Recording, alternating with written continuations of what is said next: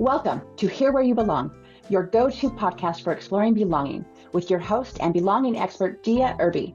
We are thrilled to have you join us. Together, we'll dive into the depths of what it means for each of us to find our own place in the world, whether it's within our communities, our relationships, or within ourselves. Today's episode is meant to inspire, uplift, and remind you that no matter where you are or where you're headed, you have a place where you truly belong. So grab a cozy spot and settle in. Welcome to Here Where You Belong. Hello, awesome belongers. Welcome home to Here Where You Belong podcast. I'm Dea, your host, and today's guest is someone whose journey stretches from the shadows of silence to the global stage. Someone who turned unimaginable loss into a beacon of hope and healing. Let's welcome Christine Sadry. Hey, Christine. Hi, thank you so much, Dea. Thank you for having me. We're so glad you're here. Well, here is a bit more about our guest and what makes her so amazing. She's an award-winning author, speaker, and fierce advocate for resilience. She was born behind the Iron Curtain in Poland, and she endured 13 years of hardship before rising to serve 3 decades at the United Nations, traveling the world and helping shape peacemaking missions in Africa. Through her memoir, 13 Years Lost, a book honored by the Literary Titan Gold Book Award and celebrated as a finalist in multiple national awards, Christine proves that even after years of trauma, it's possible not just to survive, but to truly belong, heal, and inspire others. Get ready to be moved, challenged, and deeply encouraged. This is going to be good.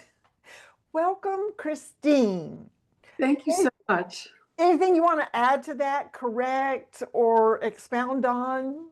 Well, just a little bit. I was born, yes, behind the Iron Curtain, Poland.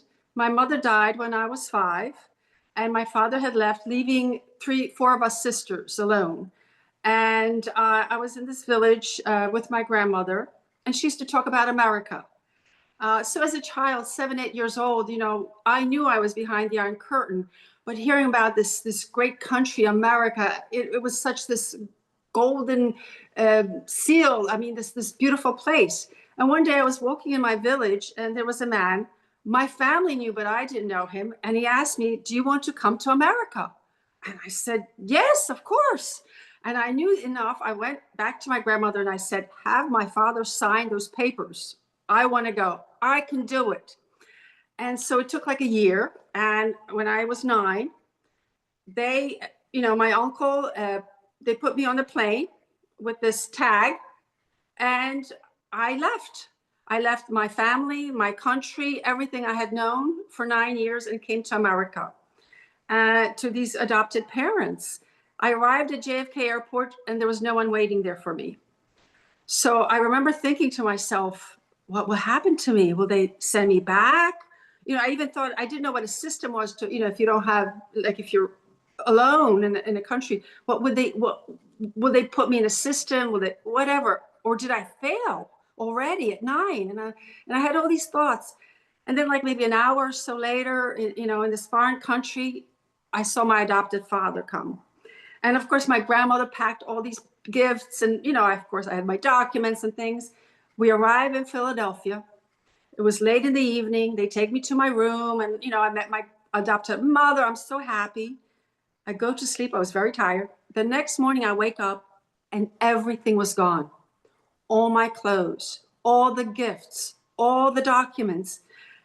And even at 9 years old, I knew there was something not right. I remember feeling fear a little bit. And I was afraid to ask, but I remember thinking to myself, where did everything go? And then on that floor, I saw a room with a lock on it. And I knew in my heart, my whole life was locked up behind that door, never to be seen again. I never saw anything. And like I was under the impression that I would be able to, at 9 years old, you have a family, you have sisters, that I would be in touch with them. But it within a few weeks, my adoptive father said, you will never see your family again. You will never write to them. You do not speak about them. You are ours. You are ours. We've adopted you. We've taken you out of dirt. I mean, it was, and I'm like, oh my God, I had a nice family. I had a grandmother. I had a normal life. So that really made me more fearful. And then, they put me into school. I went into the 4th grade, hoping that there I would find something, but I didn't speak the language. I was going to say, did you even speak English? Not even a word. And there it was a Catholic school, and I was in the 4th grade, and I had a nun, Sister Olga. And instead of at least helping me with the English language, all I did was for 1 full year cover kids' books in the whole school. And I remember thinking, what is wrong with me? Do I have a learning problem? Why? No one is, so I didn't have friends. And then of course my home life was very sad because my adopted parents, I couldn't speak to my mother. My father was the only translator, and he wasn't a very nice person. In the beginning it was okay, but then it became more verbally abusive, mentally abusive, and physically abusive. So it was extremely challenging. But thank God, finally in the 5th grade, I started to learn the language. And by the time I graduated 8th grade, I was doing, I was like a A-B student, Then I went to high school, was Catholic. And there, at the age of 15, my adoptive father said, well, we don't want to pay for the school, so we're going to put you in public school. And I thought I was getting a good education. So, back then at 15, I couldn't get a job. So I went into the Philadelphia Inquirer, and I found a job. I was doing a little modeling and handing out American Express applications, and put myself through high school at 15.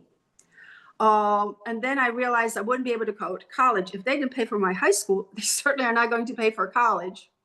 So I took courses, secretarial courses, where I could work half day and I could go to school.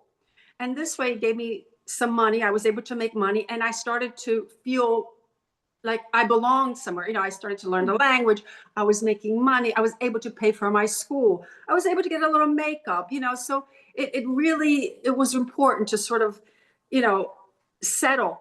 And even though there was a lot of abuse, I never went to the police. I never, one time, I was knocked unconscious, but I realized, to me, at least it was a devil I knew, because you don't know what you're going to get. So that really kept me there.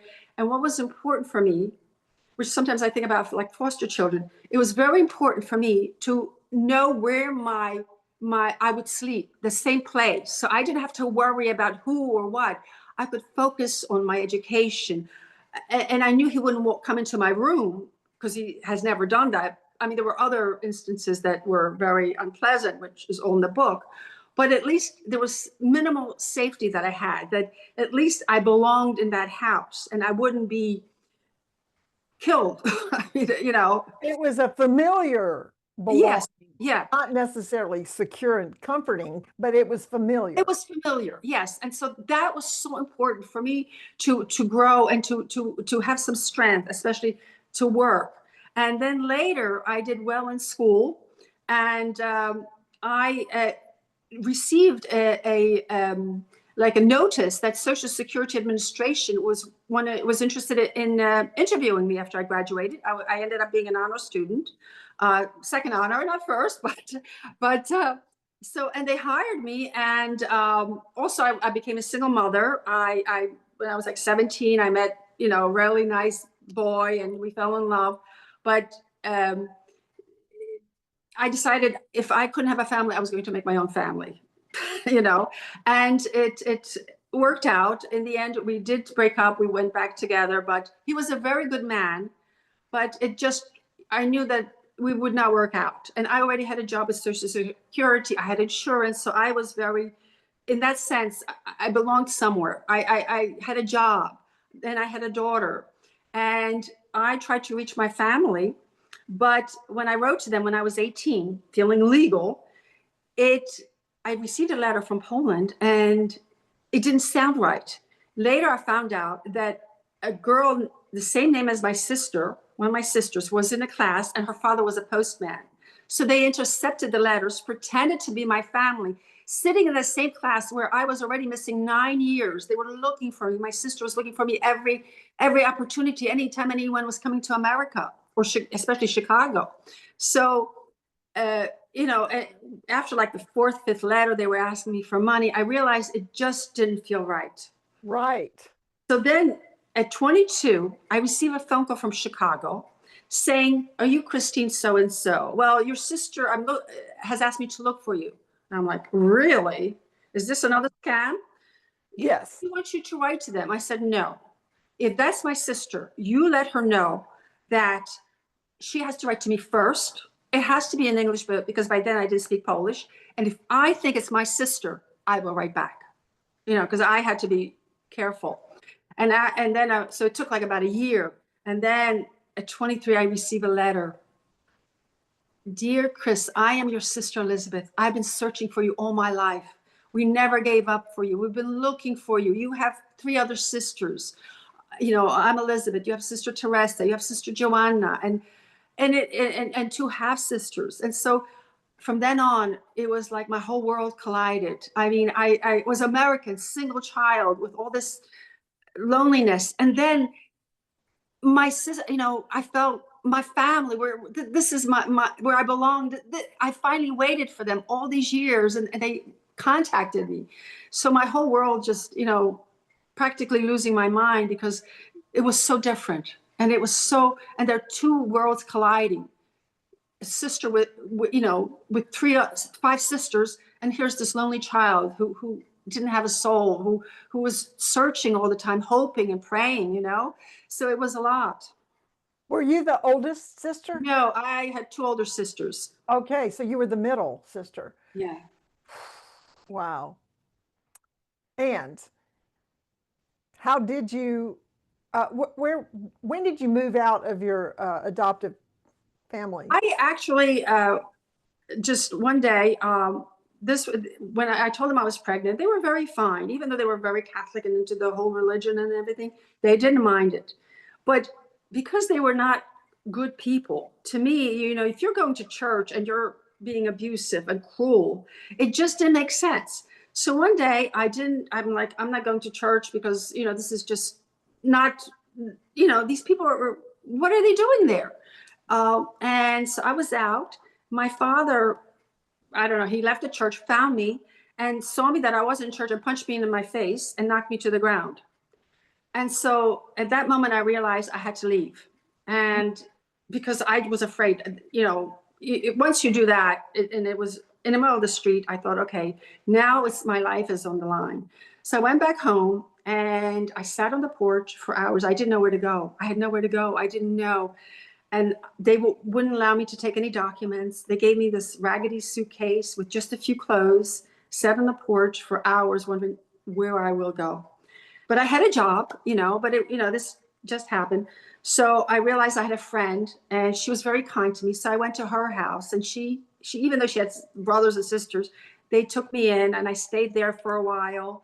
Then I stayed with another friend. So I was like working and just moving around. I even had an apartment for a while, but then I decided I had to, it was more important to save for the baby, to get an apartment when my time is due, and to have everything ready. So it was very difficult.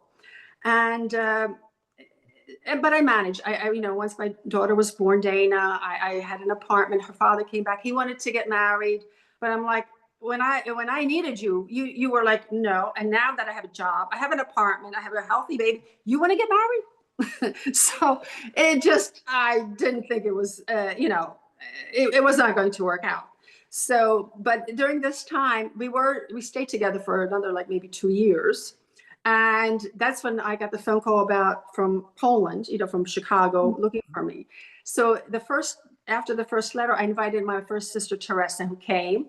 And I wanted to go to Poland to go to my family, to where I belong, to my roots. And right. It was a communist country. So I had to find, call courthouses to get my naturalization, to try to get a birth certificate. I had to, there was no Google. So I had to individually, okay, when do you think I had my citizenship? When did this? Get all these documents put together. And And I didn't know how to get to a communist country. So my sister knew someone that was coming from the Poland, a diplomat, to the General Assembly. She said, well, he's from Poland. He maybe can help you. So that's how I ended up going to the United Nations to meet with this gentleman to help me get a Polish visa. And I went to the UN and I met with him with all my documents, and he was explaining to me. And at one point I said, wow, this must be an amazing place to work. Being from another country, I'm like, this is where I would belong. I mean, everybody from all over the world. And I was just so, I just mentioned it. And he said, well, go to personnel, go apply. I said, me? No. He said, go ahead, put in for like an admin, a secretarial position. And he was very convincing. So I'm like, okay, what do I have to lose? I came from Poland. I ended up with these people. I still ended up getting an application to work at Social Security Administration, where I ended up being promoted to exception examiner. And now I'm here at the UN. So I applied. I took several tests. It took about a year. And I ended up working in the United Nations on the International Conference on Women that was going to be held in Denmark. And of course, during that time, I also went to Poland. I arrived there in this communist country, and the plane lands, and all these soldiers are there with guns pointed at the plane. And I'm like thinking, oh my God, this is behind the Iron Curtain, but I didn't see my sister for by then 14 years. So I didn't even know what they looked like. They sent me pictures, but I don't know, 9 and 23, 24 years old. But there was one moment where finally I saw a face that looked like me. And flowers, and oh my God, and we hugged, and there was this whole group of people that were there when I left 13 years ago. And we sat there and we all cried. It was like 10 people, and we all and I looked, and I'm like, oh my God, these people, I look like them. And it was an amazing feeling. Was your grandmother still alive? No, she died. She died. She never knew what happened to me. She died. She wanted to die like Jesus on Good Friday, and she died like Jesus on Good Friday. Wow. Yeah. Wow. This is all amazing. We're going to take a break and be back with Christine Sadry in just a minute.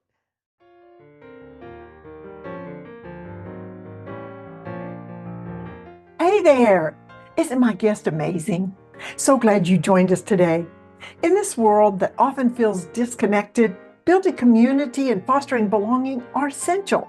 That's why I created this podcast, to bring inspiring people to you, to encourage you to create that sense of belonging and community, no matter where you are.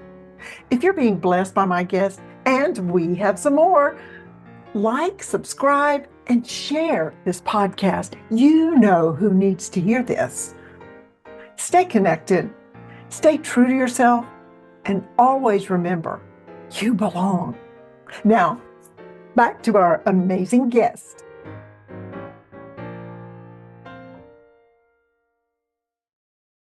Welcome back to Here Where You Belong with Christine Sadry, and what a story she has.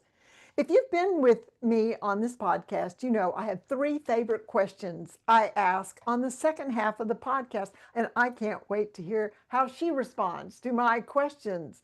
Christine, I would guess what you would say is your greatest accomplishment, but I will let you just express. What do you feel like is your greatest accomplishment?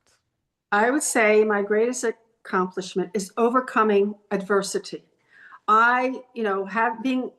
Having my mother die at 5, coming to a country at 9 years old, not knowing a soul, and having a very difficult family life with these adopted people, to struggle and yet to be able to overcome, and not only overcome, but to actually make a great life. I mean, I ended up working at the United Nations. So I think it's just to overcome adversity and know that that you can make it, that there's a great life out there if you can just keep your focus.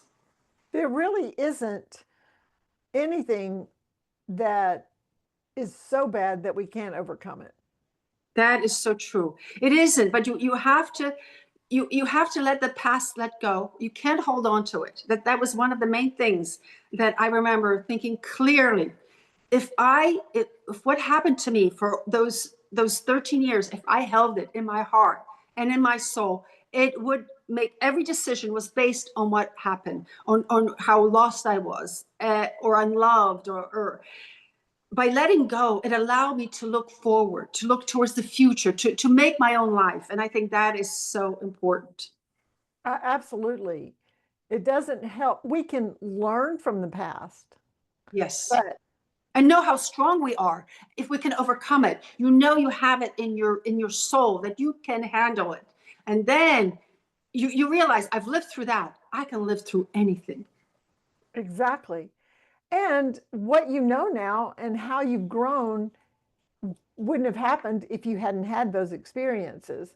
So you can decide to be thankful that you are now, you wouldn't be who you are today. I know, but it was a really difficult life. It was really hard. Yeah. I can't even imagine being drunk. And what's so, and to lose your family, not to belong anywhere, just to be there with no one, and that I miss their love. I miss my sisters. I miss I missed my family. At 9 years old, it was heartbreaking. I cried for a very long time.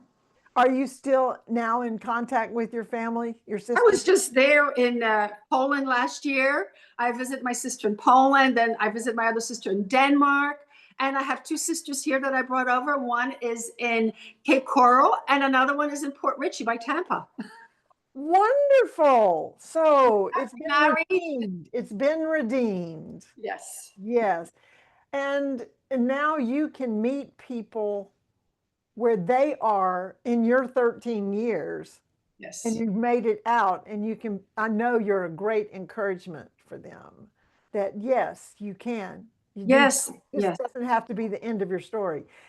You can finish the last chapter or the next chapter. And they also see, if I could do this, and I brought them over, they actually, adapted very well. And they manage, my one sister is in real estate, has her own little business.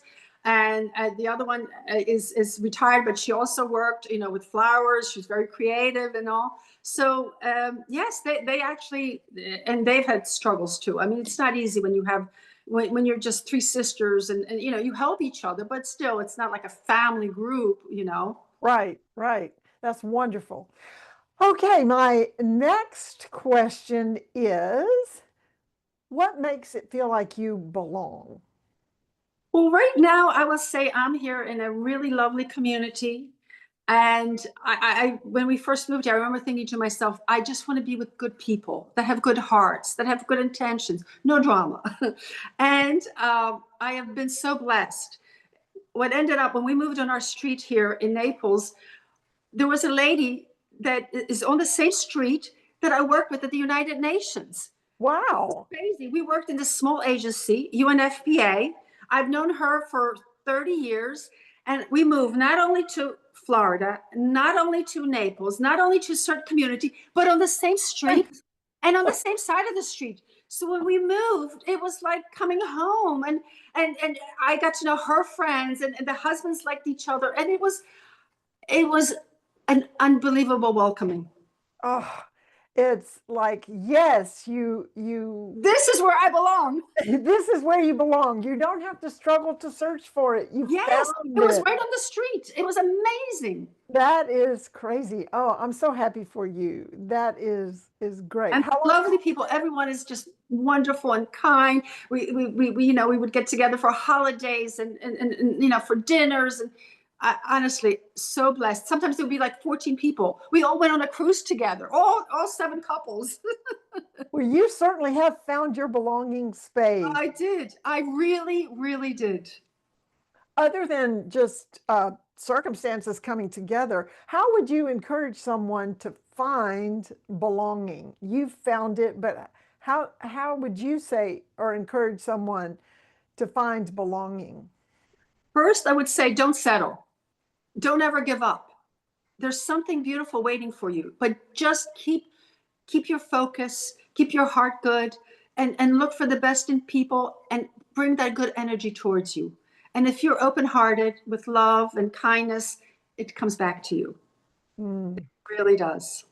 Really good. Well, Um, so belongers, if you're hearing that and you're feeling like, why don't I have a neighborhood like that? Then, well, it goes back to that, be the friend you want to have, be the belonging person that you want to have. And other people, look around, don't navel gaze or dwell in your past, but look outward and find the people that you can help belong.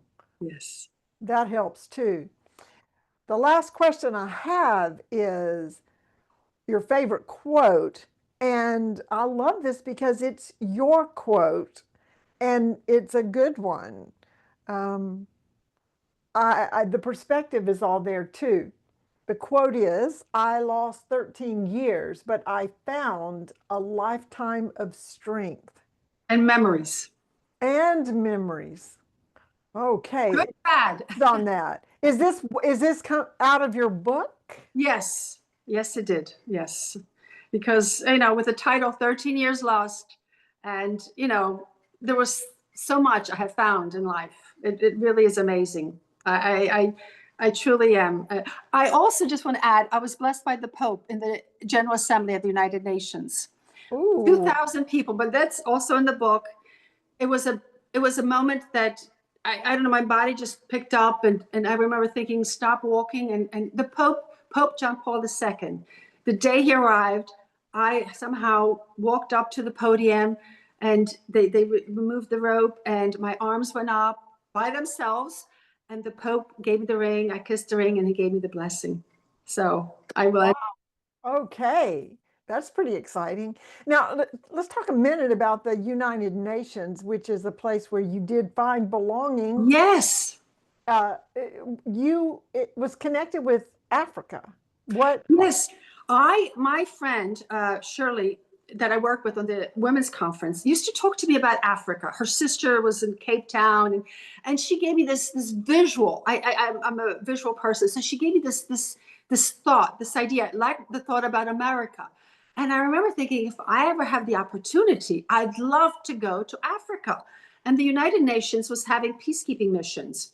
So one day I was sitting at a lunch with some colleagues from the UN, and one lady was saying, well, I received a call from a Mr. So-and-so wanted me to go as an electoral observer to Angola. And she said, but I can't go. And I'm like, oh, Mr. Shu, Africa. So I ran back to the office. I looked up his name and I called up and I said, hello, Mr. Shu. I see you're looking for people to go to Luanda, Angola, to Africa. And I would be very interested in going. Can I see you tomorrow at 4 o'clock? And so I went over, and by the time I left, he said, okay, get your releases, and you can go to Africa. It was going to be for 2 weeks, but I ended up going for 2 months. I flew to all the regions. I've been on a helicopter. I got held up at gunpoint. I was in this region, Surimo, driving, you get to the banana tree, you take a left, 300 meters, the anthill, took a right. I loved it. I lived in a tent. It was just, this is where I belong. So when I went back to New York, I'm like, I have to go on another mission. So I really worked very hard, and it's all in the book. And I ended up going. Everyone was getting sent to Somalia back then, and it was just quite dangerous. People were getting shot a lot, and you had to leave the plane with 2 tanks as they were I'm like, I'm, very brave, but maybe not. Maybe not that brave. So I ended up going to Mozambique, Maputo, and General Services section, and I was working on that. And there I met my husband at a party, and he was a diplomat. He was Assistant Secretary General of the mission. And I was at a party, and I just went there to say, hello, sir. Everyone was around him and all. So I thought I have to be polite. And actually my daughter was with me, and I thought, okay. So I went up, and I was just very nice, was well dressed. And I said, good evening, sir. Nice to see you. And he sort of looks at my shoes and he says, you have ugly shoes. What? Exactly. I went, huh? And so I thought, you have bad taste. And he said, no, your shoes are ugly. And I said, no, you have. So we had this little banter, and I'm thinking, oh my God, I'm arguing with this diplomat. Let me go sit down. So I sat down in another room. He came over later, about 10 minutes later, very politely, like a gentleman, and said, may I sit with you and talk? And he sat down.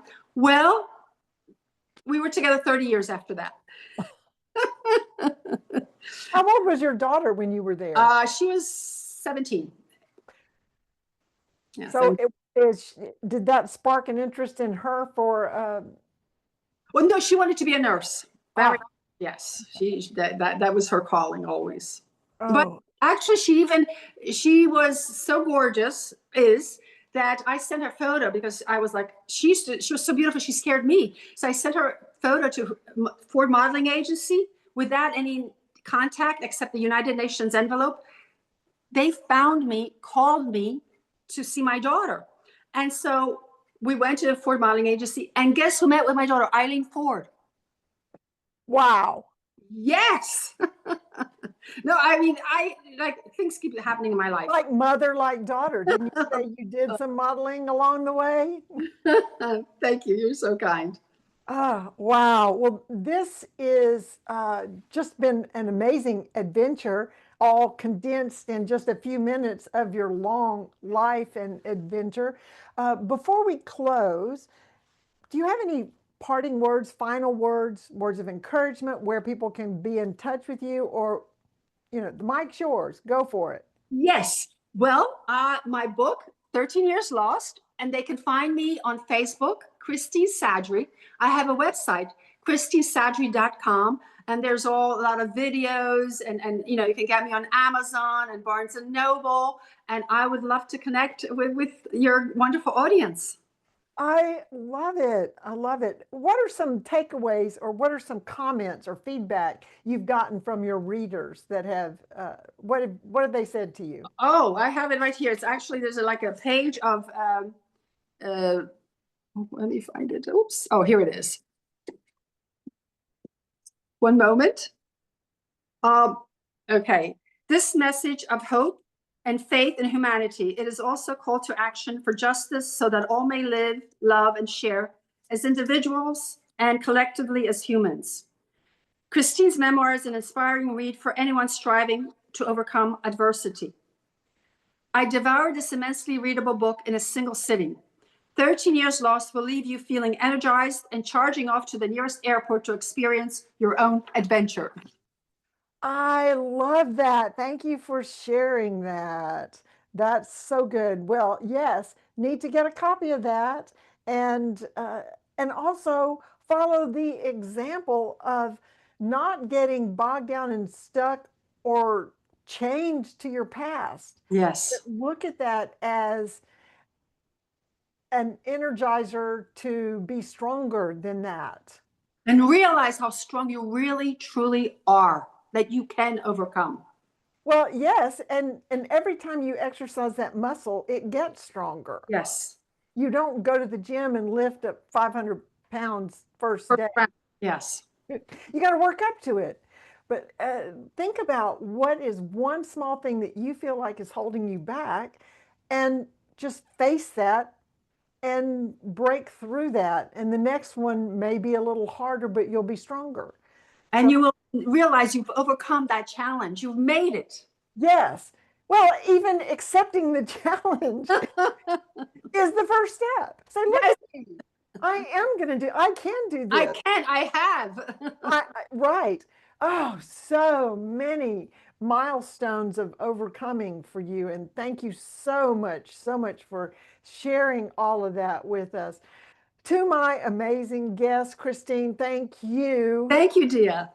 And to our listeners, belongers, stay connected, stay true to yourself, and always remember, you belong. This is Dea Irby with Here Where You Belong podcast, signing off. Bye.